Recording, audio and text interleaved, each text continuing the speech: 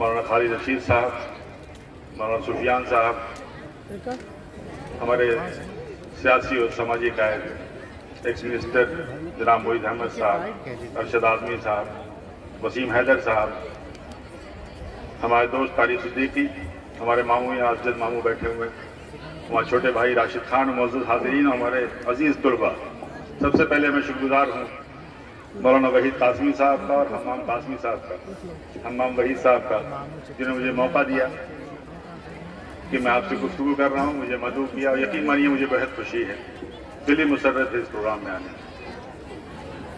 یہ پروگرام ہے ان چند لوگوں کا جو سنجیدہ ہیں، جو وزنری ہیں، جو علم میں یقین رکھتے ہیں اور قوم اور ملک کے مستقبل کے لیے فکر مند ہیں۔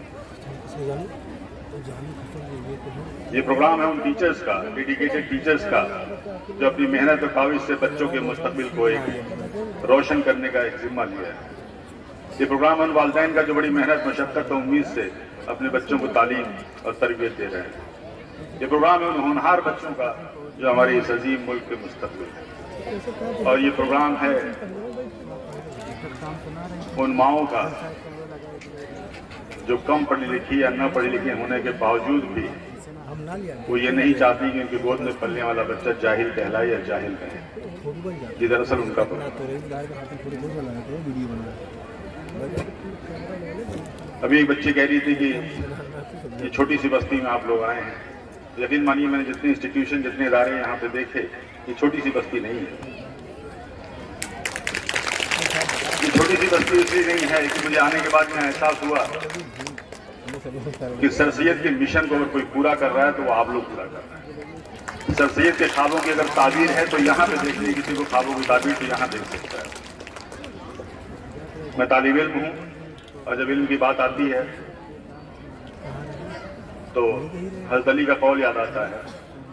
حضرت علی جن کے بارے میں ہمارے پیغمبر محمد صلی اللہ علیہ وسلم کہا کرتے تھے کہ میں علم کا شہر ہوں، تو علی علم کا دروازہ ہے۔ حضرت علی سے ایک بار صحابہ نے پوچھا کہ یا علی، دولت اور علم میں کون سی شے بڑی ہے؟ تو حضرت علی نے کہا تھا کہ دنیا کے مال سے علم بڑا ہے، کیونکہ علم تمہارا نگہبان ہے، اور دولت کی حفاظت تمہیں خود کرنی پڑے گی۔ اور اگر تم دولت خرچ کرو گے تو دولت تو کم ہوتی جائے گی، لیکن اگر تم علم خرچ کرو گے تو علم بڑھتا چلا جائے گا۔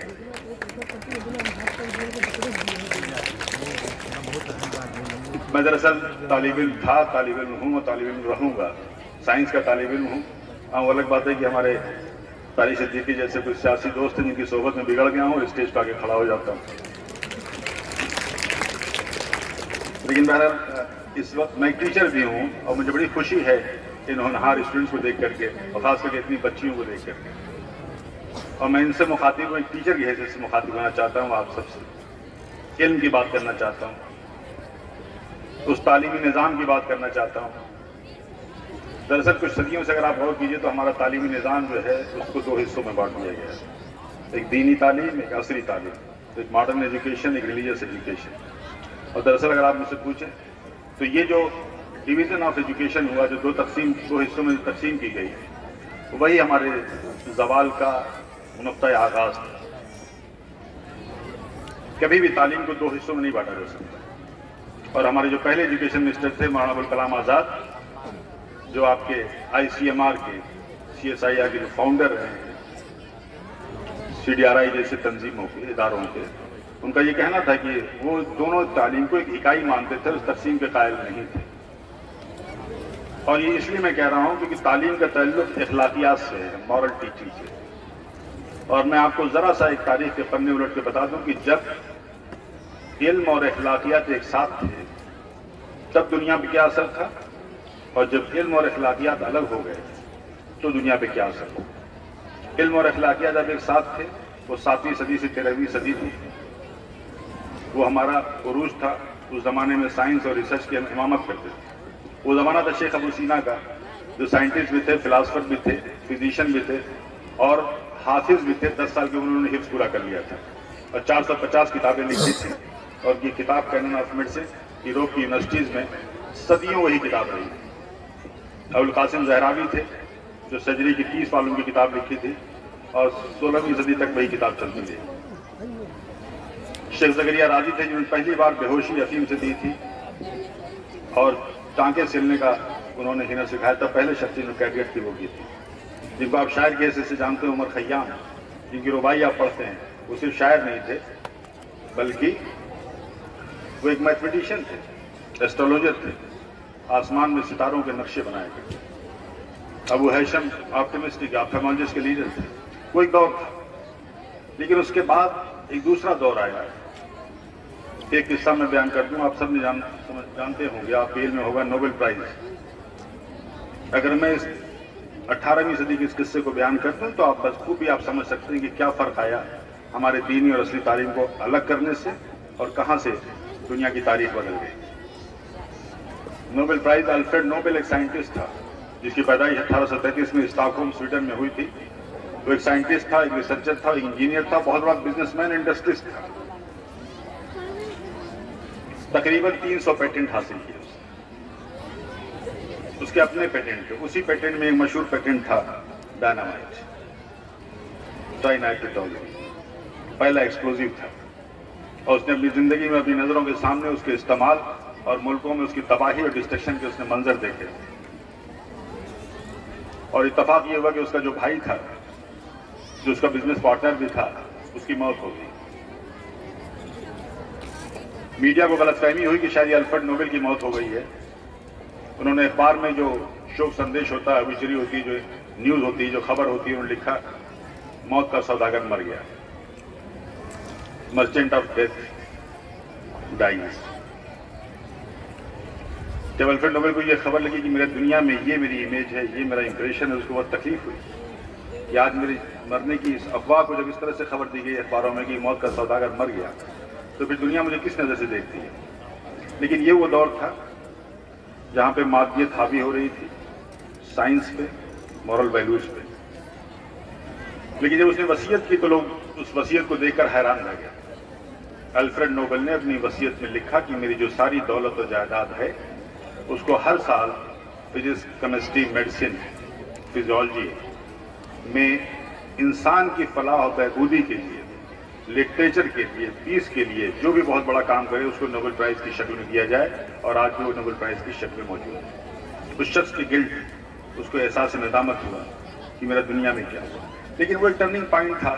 اس کے بعد سے اگر آپ غور کریں گے تو لگاتار شاید جو سائنس تھی اس سے مورل ویلیوز، اس سے اخلاقیات ہٹتی چلی، اور جب بھی کسی علم سے اخلاقیات ہٹتا ہے تو تباہی کا سبب بنتا ہے، اور جب علم اور اخلاقیات ایک ساتھ ہوتے ہیں، مورل ویلیوز ایک ساتھ ہوتے ہیں، تو ترقی کا سبب بنتا ہے۔ وہ چاہے سائنس ہو، وہ چاہے سیاست ہو، پالیٹکس ہو، لا ہو، جب بھی علم کے ساتھ اگر مورل ویلیوز نہیں ہوں گی، ہیومن ویلیوز نہیں ہوں گے، تو انسانیت کی تباہی کا سبب بنے گا، اور وہ آج ہم دیکھ رہے ہیں۔ معزز حاضرین، میں آپ سے یہ کہنا چاہتا ہوں، یہ بہت اچھی کوشش ہے اس ادارے میں، جو قابل تعریف ہے، قابل ستائش ہے، کہ کم سے کم آپ نے دینی اور عصری تعلیم کو، ماڈرن ایجوکیشن اور دینیات کو ایک ساتھ اکٹھا کرنے کا کام کیا ہے۔ یہ ایک مثال ہے ہمارے پورے صوبے کے لیے، اور میں سمجھتا ہوں کہ اس مثال کو ہمیں قائم رکھنا ہوگا اور مزید ادارے کھولنے ہوں گے۔ ایجوکیشن کی بات کی ہم نے، تھوڑی سی بات میں اس اکنامی کی بھی کرنا چاہوں گا، معاشیات کی بھی کرنا چاہوں گا۔ وہ یہ ہے کہ پوری دنیا میں جو معاشی نظام ہے، جو اکنامک سسٹم ہے، وہ ایک الگ سی شکل لے چکا ہے، الگ سی شکل اس معاملے میں لے چکا ہے کہ امیر امیر ہوتا جا رہا ہے اور غریب غریب ہوتا جا رہا ہے۔ بہت تیزی سے اکنامک گیپ بڑھ رہا ہے ہمارے سماج میں، ہمارے ملک میں۔ اگر ہمارے ملک کے بھی ڈاٹاز آپ سنیں گے تو چونکانے والے ہیں۔ اس وقت ہمارے ملک کی دولت کا 58% صرف 1% لوگوں کے ہاتھ میں۔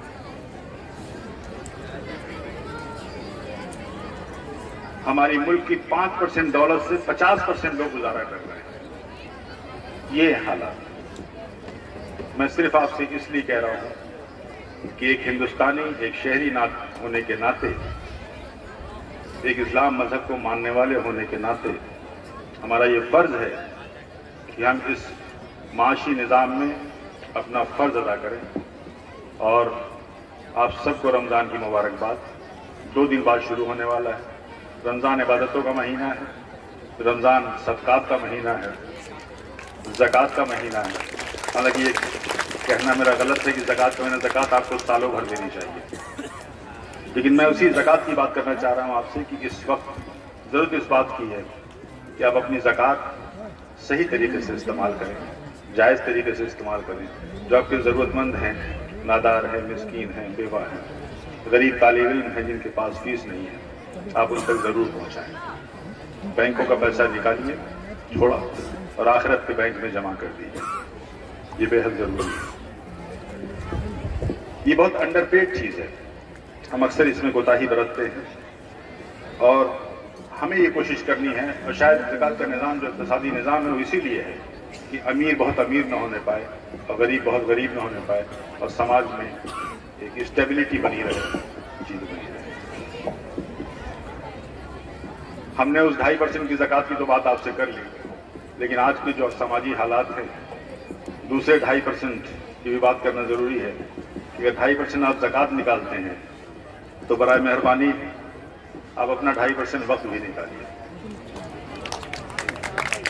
یہ جو 2.5% وقت ہے, میں اس لیے کہہ رہا ہوں کہ شاید ہفتے میں یہ 4 یا 5 گھنٹہ آتا ہوگا, کیونکہ سائنس اور ٹیکنالوجی نے ہم کو یہاں تو پہنچا دیا ہے کہ ہم ہزاروں میل دور بیٹھے ہوئے لوگوں سے ہم گھنٹوں چیٹ تو کرتے ہیں, لیکن اپنے